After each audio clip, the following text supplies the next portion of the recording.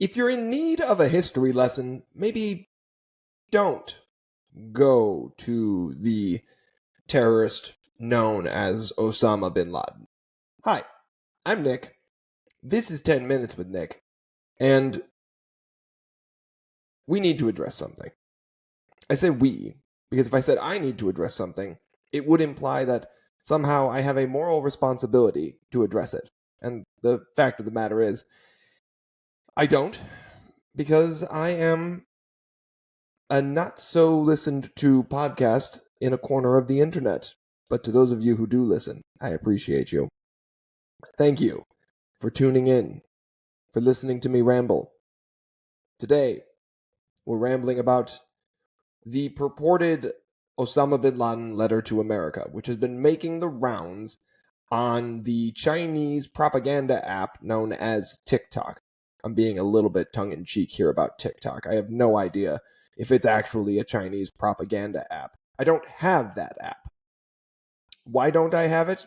Because it's a do-nothing machine, and like most adults, I get my TikToks on Instagram 2 weeks later. Because that's not a propaganda machine either. I pick and choose my battles. Anyways. So the letter to America, which is purportedly written by Osama bin Laden, we have no real idea if it was, made the rounds on TikTok. And it made the rounds on TikTok because it apparently opened the eyes of many in Generation Z to history that they hadn't considered before. Well, Bill Maher made a good point about that.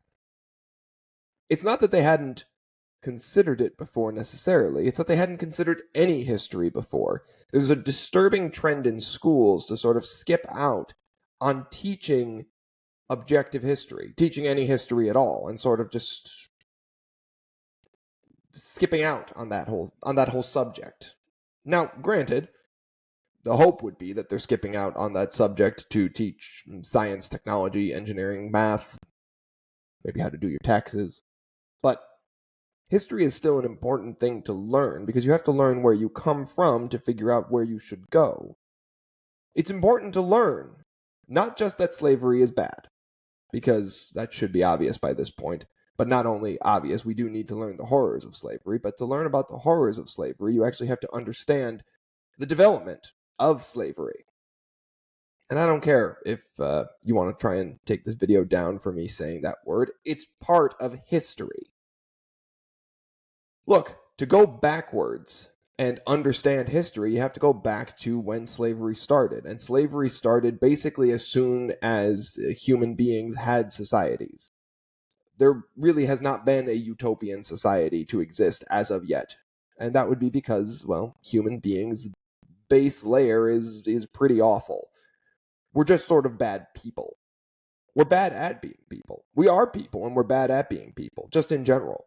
And, slavery is a reflection of the fact that human beings throughout history have typically taken any chance they can to exert power over each other. It's not unique, for example, to the American South. The American South just industrialized the thing. And before anybody says, yeah, and then we abolished it, right-wingers, take a beat. The Civil War was not fought to end slavery, unfortunately.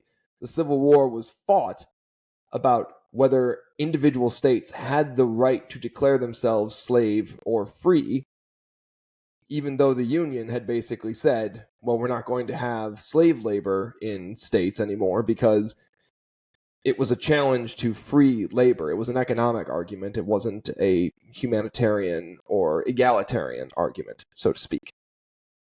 African Americans who found themselves in, for example, the Union North, didn't find themselves subject to any better treatment than necessarily free blacks. That was the term at the time. Free blacks in the South. Human beings suck. Like, we're just not good. Like, we learn and we're getting better, we're a huge improvement now over what we were 100 years ago. But to actually understand history, you have to actually look at 100 years ago, and you have to go beyond simply saying, like, look at how terrible they were. It's accepted. You have to just, at some point, you have to just accept that fact and then look at the dates and times. People complain about memorization of key dates and key things in history, but it's important data to have in your head, not just because of trivia reasons, but because these are important things to know. And if you don't study history, you can't understand certain things, how certain things could exist at the same time. For example, you could have terrible human beings. You could have human beings who are absolute garbage, who come up with good ideas. The Bill of Rights, for example. Sure, it was written by white slave owners, but you know what? The Bill of Rights is a fantastic idea that didn't exist in the world at the time. The right to free speech didn't exist. It wasn't a thing. You spoke out against the king, you could just get tossed in jail. Now, sure, if somebody wants to, they could throw you in jail, I suppose, but you have a right to fight back. A codified right to fight back. It's insane to me that this sort of just gets glossed over. Like, yeah, okay, we've lost the ability to look at things in two ways. And this is why things like the letter to America start to gain traction. They start to gain traction because it's determined that, like, oh, look at this. Look at this. I've learned how horrible we are. And look, this is more evidence of how horrible we are. Or rather, how horrible other people are. Stop. If you actually learned about colonialism, first of all, yeah, colonialism was horrible. But you know what? It's why the world developed. It's why the world developed at all. I'm sorry. Like, that's what happened. Historically speaking, most of the technological advances and the things that we just sort of take for granted today are because colonialism spread throughout the world. And you know what? Yeah, were there horrendous things that happened during colonialism? Abso-freaking-lutely. Should we look back on those things, realize that realize that bad decisions were made and do our best to account for those decisions going forward so that we don't just leave certain communities behind? Abso-freaking-lutely.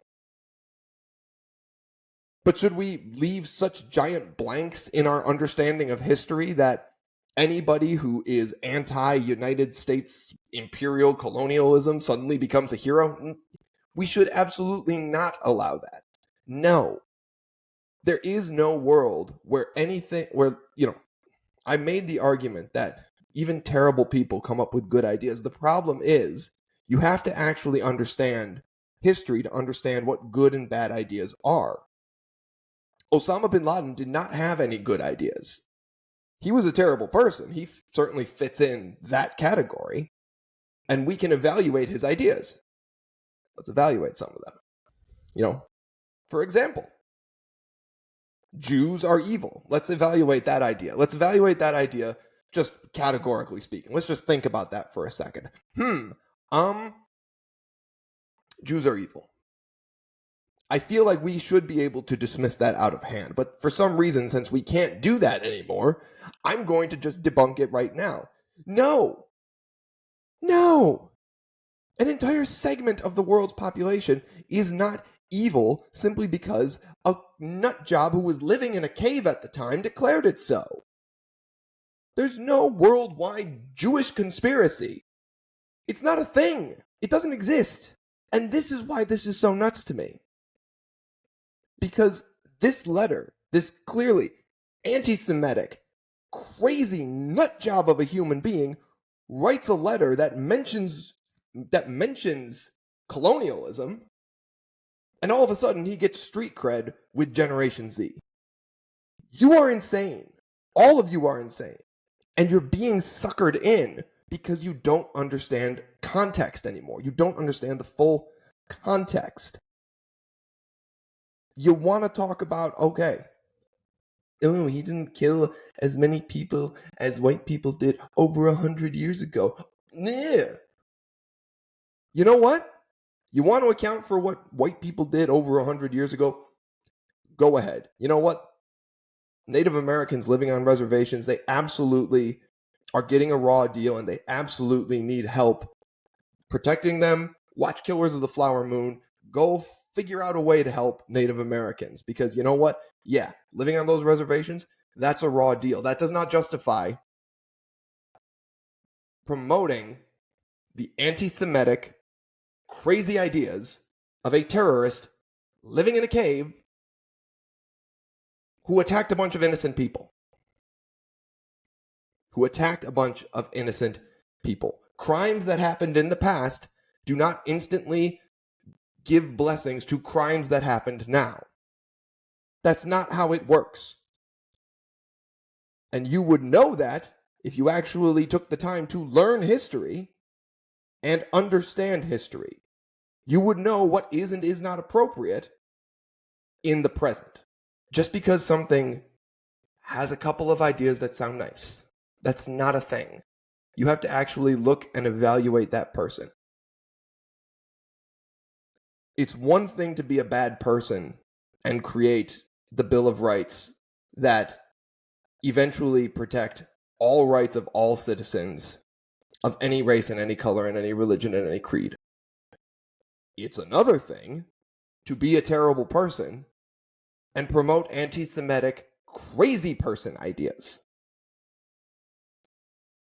But since you apparently don't understand history and you don't understand how to evaluate the context of what is happening, and you don't know how to understand that, you promote crazy person ideas. Look, if this comes across your timeline, the letter to America, first of all, we don't even know that it was written by Osama bin Laden. Okay? So first and foremost, it could have been written by any crazy terrorist person. But for some reason, you need a celebrity's name attached to things, so you attach Osama bin Laden's name. Osama bin Laden is a garbage person. He's not a bad person. He gives bad people a bad name. He is a garbage person. I do not care. He is a garbage human being, and anything attached to him should automatically be discounted. Because we know who he is. He is a garbage human being. Automatic discount. Let's say it's not written by him. Clearly, whoever wrote it is a crazy person. And anything that has anti-Semitic language in it should immediately be dismissed out of hand. Just immediately. There is nothing good that comes from promoting that. So stop. Or don't. Go be a garbage human being too. But if you promote Letter to America, you're a garbage human being, you're promoting anti-Semitic ideas, and you're not even pretending not to. That's the worst part. You're not even pretending not to. I'm at 13 minutes. This is a 10-minute podcast. That's what I think about the Letter to America. I'm Nick. Don't promote stupid ideas. Because you know what? Play stupid games, win stupid prizes. I'm Nick. This is 10 Minutes with Nick. Be smarter than that. Have a nice day.